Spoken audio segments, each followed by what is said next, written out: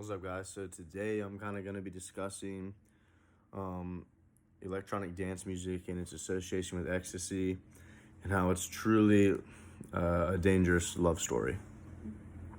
Um, this all begins with the creation of rave culture. This guy by the name of Paul Oakenfold in the 1980s, British dude, partying in Ibiza, doing drugs, listening to electric music, decides, why not bring this to my city of London? And at the time, London was very conservative. There's all kinds of political, civil stuff going on there.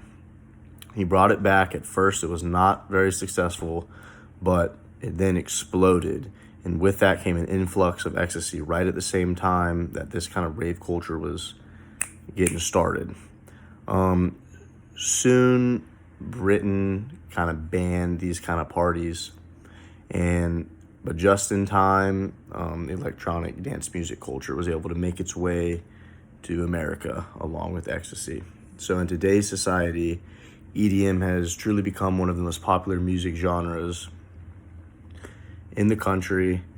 They have various music festivals in Miami, Orlando, Las Vegas, all over the country, where hundreds of thousands of people flood in to see these artists.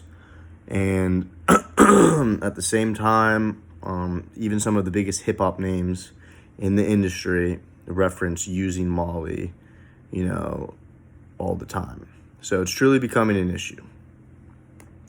And even these founders of these EDM events will admit that the true elephant in the room is the drug use at their festivals, because it's always going to be a thing. Within the past year, there's been at least 7 MDMA-related deaths at EDM music festivals. And these kind of things, ruin the experience for everyone.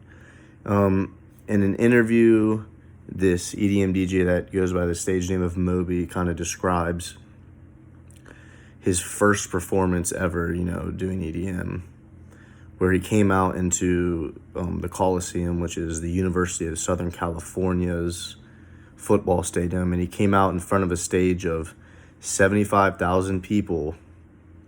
And he said at that moment it kind of clicked and hit him at why, number one, the genre is so appealing, and these kind of music festivals are so appealing to an 18-year-old, and the ecstasy use that goes along with it. It kind of gives you a euphoric feeling, and there's crazy neon lights going around and just a lot of stuff going on. And he at that time understood that it's very appealing for an 18-year-old to want to go and party with 19 and 20-year-olds and take those drugs like it's nothing. And he said, that's kind of the dirty little secret behind the EDM industry, is that ecstasy use. And something close to home, I'm from Tampa, Florida. They have a music festival every year called Sunset Music Festival. And just recently at the last festival, there were 2 deaths with a 21-year-old and 22-year-old that were related to drug use, most specifically MDMA. And then furthermore, there were 57 drug-related incidents where the paramedics had to go in and kind of evaluate people for using drugs at this festival. And that's kind of a stain on the city of Tampa, which is a city that's trying to be on the rise. And it's just sad to hear that we're trying to be very various with what we do, and we have a music festival and there's a bunch of drug overdose and stuff like that. It's not a good look for the city. But all in all, EDM and ecstasy are one and the same. They go together. They can't truly function without each other.